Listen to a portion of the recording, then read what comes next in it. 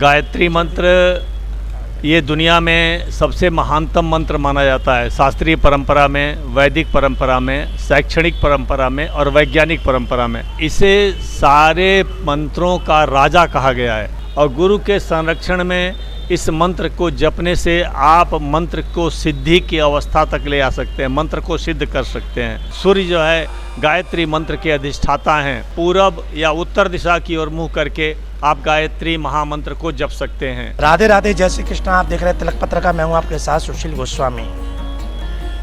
भक्ति में मंत्रों का विशेष महत्व है। लोग अपने गुरु के बताए और शास्त्रों के बताए मंत्रों का जाप करते हैं, लेकिन उस जाप की क्या विधि है, क्या परंपरा है, क्या उसके प्रभाव हैं, इनसे अधिकांश लोग अभी अनभिज्ञ हैं और उसके फिर प्रभाव और कुप्रभाव भी दिखाई देते हैं। आइए हम आज जानकारी आपको दिला रहे हैं। हमारे साथ खास वार्ता में मौजूद है मथुरा के गायत्री तपोभूमि मंदिर के ही एक साधक हैं और हम गायत्री मंत्र के ऊपर चर्चा करेंगे कि जो गायत्री मंत्र है, जिसको वेदों का सार, वेदों की माता कहा जाता है, उस गायत्री मंत्र का कैसे जाप करें, क्या उसकी विधि है, क्या परंपरा है, क्या इतिहास है, कहाँ से मंत्र लिया गया और इसको किस किस को जप करने का अधिकार है, ये सब जानकारी लेते हैं। मेरे साथ मौजूद है, आपका शुभ नाम? रविंद्र तिवारी। 2010 में मैं पहली बार आया था 1 महीने के लिए। उसके बाद से हमारा लगाव बढ़ गया गायत्री तपोभूमि मथुरा के प्रति। वैसे 40 साल से मैं जीवनदानी कार्य करता हूँ और उसके बाद मथुरा में स्थायी रूप से 2013 से आकर के यहाँ रह रहा हूँ और समयदान और अंशदान जितना हमसे संभव हो पाता है। तो सबसे पहले मैं आपसे प्रश्न करूंगा कि गायत्री मंत्र जो है, इसका क्या महत्व है? गायत्री मंत्र ये दुनिया में सबसे महानतम मंत्र माना जाता है। शास्त्रीय परंपरा में, वैदिक परंपरा में, शैक्षणिक परंपरा में और वैज्ञानिक परंपरा में हमारे ऋषियों ने हर प्रकार से इस मंत्र को सर्वश्रेष्ठ सिद्ध किया है। प्राचीनतम शास्त्रों में जो मंत्र आता है, मंत्रों का प्राण, महामंत्र, मंत्रों का मुकुटमणि, और इतना ही नहीं, इसे सारे मंत्रों का राजा कहा गया है। और आजकल के नासा के वैज्ञानिकों ने जब इस मंत्र की ध्वनि तरंगों को नापा तो उन्होंने ये पाया कि 1,10,000 तरह के ध्वनि तरंगें इस मंत्र को एक बार बोलने पर निश्चित होती हैं। और इस प्रकार से अनेक प्रार्थना के मंत्रों को इन्होंने वैज्ञानिक प्रयोगशालाओं में नापा और इसे सार्थक पाया। लेकिन इसकी विधि क्या है जिसके तरीके से कोई भी हो जिसका जाप करे?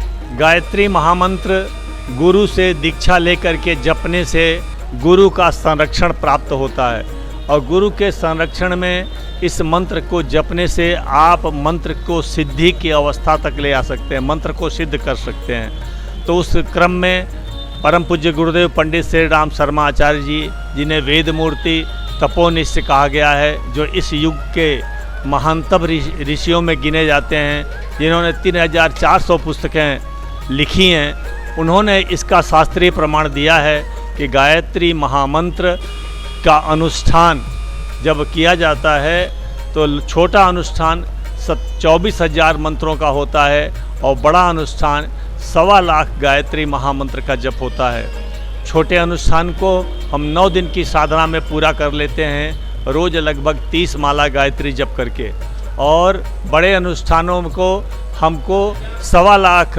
गायत्री महामंत्र जपने के लिए रोज़ 1.25 घंटे, रोज़ 66 माला जपने के लिए रोज़ 6 घंटे जपना पड़ता है और 40 दिन में एक अनुष्ठान पूरा होता है जिसे 1.25 लाख गायत्री महामंत्र का किया जाता है। आपने जो माला का उल्लेख किया है कि 66 माला, 40 माला, तो एक माला में कितने मन के होते हैं, कितने का?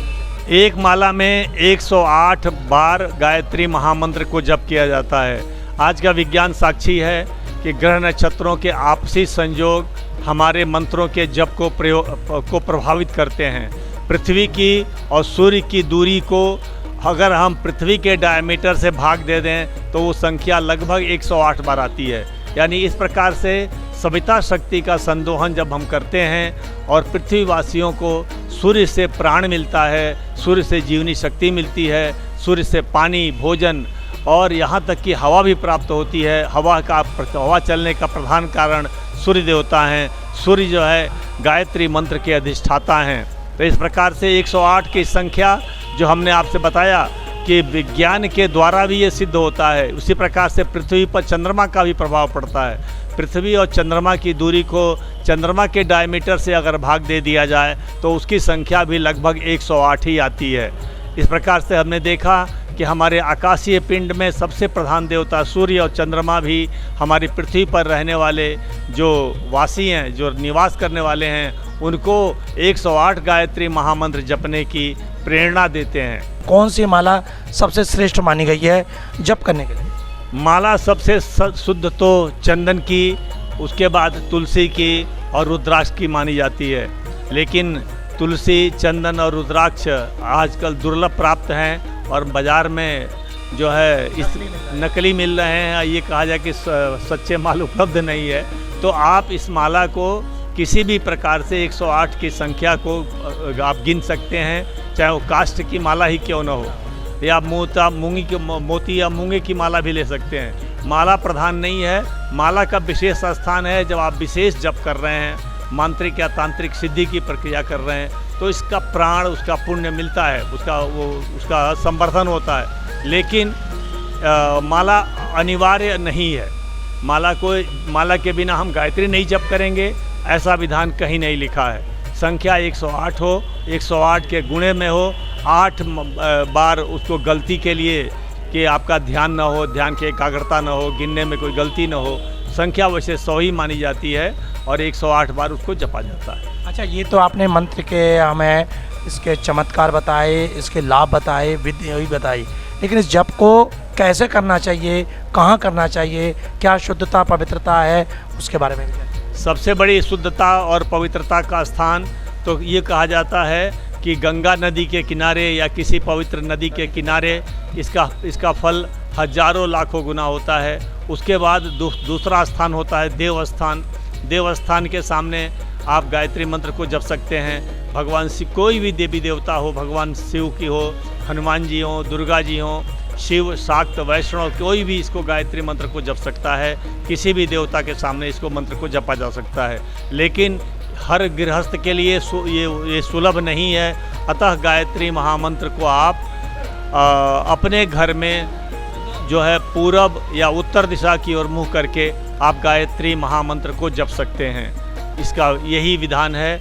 और इस विधि विधान में 1 लोटा जल अपने पूजा के स्थान पर रखते हैं। अग्नि देवता को साक्षी मानने के लिए दीपक रखते हैं या फिर अगरबत्ती जला के रखा जाता है। तो अग्निदेव, वायुदेव, पृथ्वी पे आप बैठते हैं और आकाश देवता यानी आप शब्दों में विचारणा में परमात्मा को याद करते हैं, तो समस्त देव शक्तियाँ और सारे तत्व यहाँ पर विराजमान होते हैं पूजा में और वो आपको बहुत ज़्यादा लाभ देते हैं। अच्छा, मेरे दूसरा प्रश्न है कि मंत्र का अगर कोई शुद्ध उच्चारण नहीं कर पाए, अशुद्ध पढ़ रहा है, तो क्या इसका कोई नकारात्मक प्रभाव भी आता है? तुलसीदास जी ने लिखा है, जो लरिका करी तो तरी बाता, हर्षित भय मात पितु माता। अगर बच्चा बोलने में लड़खड़ा रहा है या तोतली आवाज़ में बोल रहा है तो भी वो कर्णप्रिय होता है और सुनने में अच्छा लगता है। लेकिन ये अभ्यास के क्रम से इस मंत्र को शुद्ध किया जाना चाहिए और उच्चारण में जो दोष है उसको बार बार आजकल YouTube पे या किसी भी प्रकार से गायत्री महामंत्र को डाउनलोड कर लीजिए, उस ऑडियो को प्ले कर दीजिए और उसके धीरे धीरे उसके अक्षरों को शुद्ध उच्चारण करने से आपके स्वर विज्ञान, हम सब जानते हैं हमारी वर्णमाला में जो जितने भी शब्द हैं, कुछ ओठ से बोले जाते हैं, कुछ दांत से बोले जाते हैं, कुछ तालु से बोले जाते हैं, कुछ तालव्य से बोले जाते हैं और इस प्रकार से हमारी जितने भी स्वर तंत्रिका है उस पर इस मंत्र को बोलने का विशेष प्रभाव पड़ता है। कि ये ज्योतिषीय मंत्र भी होते हैं क्या? जी हाँ, जैसा कि हमने बताया कि इस मंत्र को इस पर तंत्र का प्रभाव नहीं है, इस पर ग्रहों का प्रभाव नहीं है, दुष्प्रभाव नहीं है, लेकिन सुप्रभाव इससे पाया जा सकता है। तो इस मंत्र के अनुष्ठान से जो आप कह रहे हैं ज्योतिषीय गणना में आपके बुरे या अच्छे दिन हैं उनको भी बदला जा सकता है, टाला जा सकता है। और इस मंत्र के बारे में गीताकार ने कहा है, नेहा विक्रम नासस्ते प्रत्यवायो न विद्यते, यानी इस मंत्र से कोई भी अगर हमने सार्थक उपाय किया है, अगर उस उपाय करने में, उस काम को करने में या मंत्र को जपने में कोई गलती भी होती है तो इसका प्रभाव उल्टा नहीं होता। जैसा कि गीताकार ने स्वयं कहा है कि किसी भी सच्चे दिल से की गई प्रार्थना, पूजा, उपासना का अब नेहा विक्रम नासस्ते, इससे इसका विपरीत प्रभाव नहीं पड़ता है। तो इससे बड़े हम लीला भूमि, परमात्मा श्री कृष्ण की लीला भूमि में बैठे हैं और उनके आश्वासन को हमको मान करके सार्थक प्रयास अवश्य ही करना चाहिए। अच्छा तिवारी जी, ये कितने प्रकार के ज्योतिष मंत्र होते हैं? ज्योतिषीय मंत्र तो देखिए 3 तरह के होंगे। एक तो इसका प्रभाव होता है अभिचार मूलक मंत्र, यानी कुछ अच्छा है उसको बुरा करना है, वो तांत्रिक प्रक्रिया है। तो हमारे गायत्री साधना में तांत्रिक प्रक्रिया के बारे में हमारे पूज्य गुरुदेव ने इसको निषिद्ध माना है। उन्होंने कहा सबका भला करो भगवान, सबका सब विधि हो कल्याण, बुद्धि अच्छे कामों में लगे, बल अच्छे कामों में लगे, धन अच्छे कामों में लगे। इस निमित्त बुद्धि का परिशुद्ध होना, श्रेष्ठ होना और लोक कल्याण में लगाना सबसे हितकारी है। तो विचार मूलक मंत्रों को मना किया गया है। दूसरा है परिष्कार मूलक मंत्र। तो गायत्री मंत्र हर प्रकार की त्रुटियों को परिष्कृत करता है, तो परिष्कार मूलक मंत्र है और आपका जीवन पवित्र होगा, आपके परिवार में दिव्य वातावरण बनेगा और समाज को इसका लाभ मिलेगा। आप देश के, समाज के एक श्रेष्ठ नागरिक बनेंगे। तो जनहित में आप जो कार्य करेंगे तो आपका पुण्य अनंत गुना होगा। तो अभी हमने आपसे निवेदन किया कि गायत्री मंत्र को 3 तरीके से प्रयोग किया जाता है। अविचार मूलक मंत्र, जो कुछ बुरा हुआ है उसको कैसे ठीक करें, बुरा नहीं करना चाहिए, उसको उपचार मूलक मंत्र कहा जाता है। अविचार मूलक मंत्र को तंत्र को हटाने के लिए, तंत्र के दुष्प्रभाव को हटाने के लिए उपचार मूलक मंत्र का प्रयोग किया जाता है। और सबसे श्रेष्ठ तो ये है कि आप परिष्कार मूलक मंत्र का प्रयोग करें, ताकि आप मानव से महामानव, देव मानव और ऋषि और परमात्मा बनते चले जाएं। ये भारत भूमि है और इस गायत्री तपोभूमि में अगर आप इन सब बातों को श्रवण कर रहे हैं तो ये भी परम पूज्य गुरुदेव की कृपा है, माता भगवती देवी शर्मा जी की कृपा है, जो आपका ये चैनल तिलक पत्रिका ये इस इंटरव्यू को जो ले रहा है और इसका जब प्रसारण करेगा तो इसका बहुत लाभ लोगों को मिलेगा, जनसाधारण को। ऐसी हमारी भी कामना है। अच्छा, बीज मंत्र भी होते हैं, वो क्या होते हैं? बीज मंत्र जो होता है, मंत्राक्षर और बीजाक्षर के मंत्र का एक अक्षर होता है। प्रत्येक अक्षर के स्वर विज्ञान से इसका संबंध होता है और वो हमारे तंत्रिका तंत्र को, नर्वस सिस्टम को, न्यूरॉन्स को प्रभावित करता है। तो मंत्र का मंत्राक्षर और मंत्र का बीजाक्षर होता है। और बीजाक्षर जो होता है ये शक्ति पुंज होता है। मंत्र के अंदर शक्तियों को किसी विशेष जगह पे केंद्रित करने के लिए और उसका दिव्य लाभ अपने लिए या परिवार के लिए, समाज के लिए आप उस बीजाक्षरों का भी उपयोग कर सकते हैं और विशेष सिद्धि के लिए मंत्राक्षरों का भी उपयोग कर सकते हैं। तिवारी जी, ये सगुण मंत्र और निर्गुण मंत्र क्या है? जी हाँ, गायत्री महामंत्र, गायत्री महाविद्या है। तो इससे सगुण साकार रूप में अगर आप एक कुंवारी कन्या के रूप में, षोडशी बिटिया के रूप में अगर इसका जप करेंगे तो आपके विचार दिव्य होते हैं, विचार भाव सब ऊंचे होते हैं। कन्या हमारे यहाँ माता निर्माता होती है, माता विधाता होती है। इस प्रकार से हम लोगों ने ये देखा, ये जाना कि गायत्री महामंत्र सगुण और साकार रूप में एक छोटी सी कन्या के रूप में इसका पूजा किया जाता है। और निर्गुण निराकार ब्रह्म व्यापक है, अनंत स्वरूपों वाला है। तो अनंत स्वरूपों को हम किसी विशेष जगह पर अनेक चित्र, अनेक मूर्ति, अनेक रूपों, अनेक आकार, अनेक स्थानों में हम नहीं रख सकते। इसलिए हम सगुण साकार की जगह पर निर्गुण निराकार ब्रह्म को ज्योति के रूप में, प्रकाश के रूप में, ऊर्जा के रूप में, घनीभूत दिव्य उनके आभा के रूप में, उनके प्रभा और ओजस के रूप में आप उनका जप कर सकते हैं और अपने अंदर उसके दिव्य प्रभाव को स्वयं अनुभव होता हुआ देखेंगे। और रविंद्र जी, मेरा एक महत्वपूर्ण सवाल है, उसको लेकर मैं समझूँ कि देश का विदेश में भी जो सनातन धर्म के लोग हैं उनमें भ्रम जैसी स्थिति है। बहुत से लोग कहते हैं कि गायत्री मंत्र वेदों का एक बहुत ही पवित्र और उच्च मंत्र है, तो स्त्रियों को इसको करने का अधिकार नहीं है, क्योंकि स्त्रियों की कई प्रकार की अवस्थाएं होती हैं, उनमें ऐसा निषेध है, इस पर क्या विचार है आप?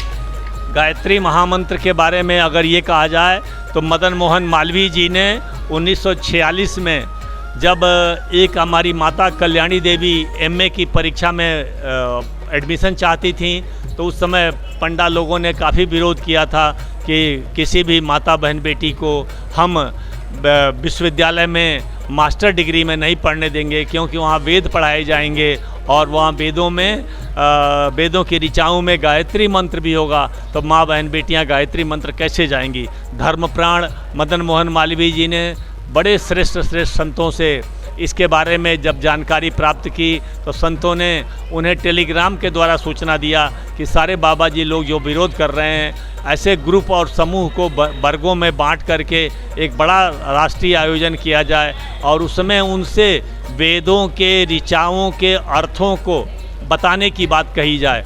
तो जब वेदों के मंत्र के अर्थ जब बताने की बात आई, तो सब लोगों ने ये बताया कि सती अनसुईया ने वेद की इस लाइन में, इस पंक्ति में ये बात कहा है। सती लोपामुद्रा, भगवती गार्गी, मैत्रेयी, अपाला, घोषा, तमाम ऐसी हमारी ऋषि माताएं थीं जो आश्रमों का देखभाल करती थी, गुरुकुलों की संचालिका के रूप में, मुख्य माता के रूप में शिशुओं का पालन पोषण करती थी।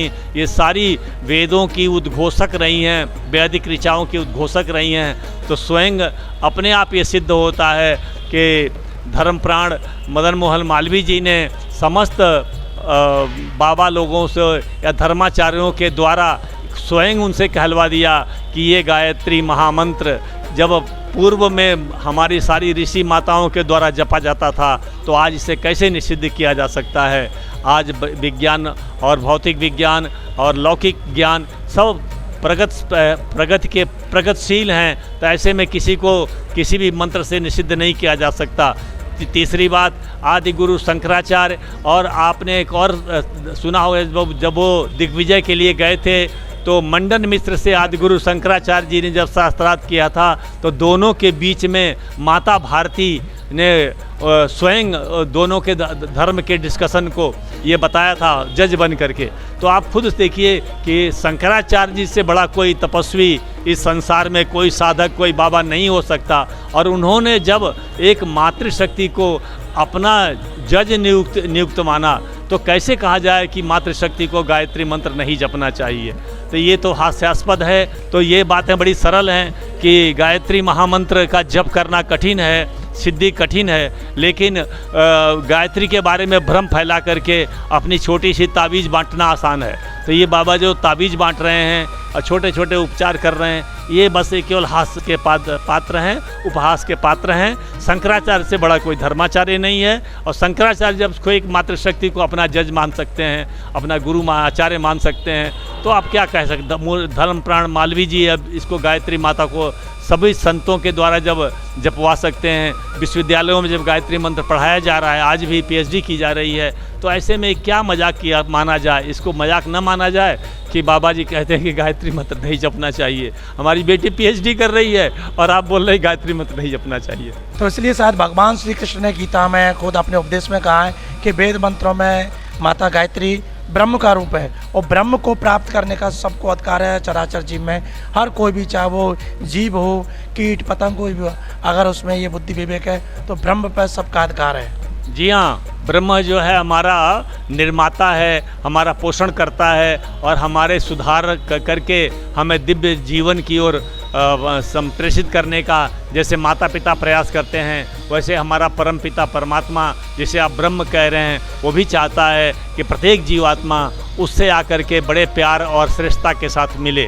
तो ब्रह्म के तरफ से, ऋषियों के तरफ से, वैज्ञानिकों के तरफ से कोई परहेज नहीं है, लेकिन इसको किसी भी प्रकार से अगर माना जाए तो ये केवल लघुता की बात है, छोटी बातें हैं कि इसको इस विद्या। आज बताइए हमारी बेटियां कौन सी पढ़ाई नहीं कर रही हैं, अंतरिक्ष में खेल रही हैं, रॉकेट चला रही हैं, इंजीनियरिंग कर रही हैं, कौन सा ऐसा कार्य है जो हमारी बेटियां खेल में से लेकर के और आकाश तक के ऊंचाइयों को कौन सा कार्य नहीं छू रही हैं। तो ब्रह्म अपने को पूर्णता की ओर विकसित करने का, ब्रह्म के साथ सम्मिलन, सबसे बढ़िया उपाय है। और गायत्री महामंत्र के साथ अगर जपा जाए तो आप सब जानते हैं कि गायत्री मंत्र के प्रत्येक अक्षर में एक एक देवता निवास करते हैं, एक एक देवियाँ निवास करती हैं, एक एक ऋषि निवास करते हैं, एक ऋषि माताएं निवास करती हैं, सारी योगिनियाँ, सारी यक्षणियाँ, यानी गायत्री महाविद्या बहुत ही व्यापक है। विश्व का या जगती का या देव का कोई भी ऐसा जगह नहीं है जहाँ ये गायत्री मंत्र का प्रभाव नहीं है। गायत्री मंत्र को देव माता भी कहा गया है, देवताओं की माता हैं ये, देवी देवता भी इन्हीं के पेट से जन्म लेते हैं और उन्हें ये पढ़ाती हैं। तो इस प्रकार से हमने आपको निवेदन किया कि गायत्री मंत्र सर्वश्रेष्ठ मंत्र है। आपने सुना आज विश्व के सबसे पहले गायत्री मंदिर मथुरा के गायत्री तपोभूमि में हमारे साथ रविंद्र शर्मा जी तिवारी जी रहे। उन्होंने बड़े विस्तार के साथ गायत्री मंत्र पर जितने भी प्रश्न थे, जो लोगों के मन में कहीं ना कहीं शंका या भ्रम की स्थिति में थे, उनका उन्होंने बड़े विस्तार के साथ उसका समाधान किया है। और सार यही बताया कि जो वेद मंत्र है, माता गायत्री का महामंत्र है, उसको हर व्यक्ति को जपने का अधिकार है और किसी भी अवस्था में किसी भी जब पर उसको जप सकते हैं। क्योंकि गोस्वामी तुलसीदास जी ने भी यही कहा है कि भाव को भाव अनकल सऊ नाम जपत मंगल दस दो। भगवान का नाम हमेशा मंगल करता है। जैसे गुड़ है, उसको आप प्रेम से खाओ तो भी मीठा लगेगा और गुस्से में खाओ तो भी मीठा लगेगा। ऐसे ही भगवान का नाम, माता गायत्री का नाम जीव का कल्याण करता है और हर अवस्था में आप उसका नाम लेंगे तो कहीं ना कहीं उसका कल्याण होगा। जैसा तिवारी जी ने बताया कि एक एक गायत्री मंत्र के अक्षर में देवी देवता ऋषि महर्षियों का निवास है। तो जब देवी देवता हैं, जब वो आपके मुख से निकलेंगे, वो वातावरण में जब वो फैलेंगे शब्द के रूप में, ध्वनि के रूप में, तो आपका ही नहीं, आपके आसपास के वायुमंडल में जो भी जीव जंतु चराचर जो जिनके कानों में भी वो श्रवण जाएगा, उनका भी कल्याण होगा। ऐसे हमारे शास्त्र कहते हैं। तो आज तिलक पत्रिका के माध्यम से आपने जाना गायत्री मंत्र पर उसके क्या प्रभाव हैं, कहाँ से उसकी उत्पत्ति हुई, कैसे उसका हमें जप करना चाहिए, किस अवस्था में करना चाहिए, कौन इसका अधिकारी है। तिलक पत्रिका के लिए मथुरा से अपने साथी कैमरा पर्सन रिंकू वर्मा के साथ मैं सुशील गोस्वामी।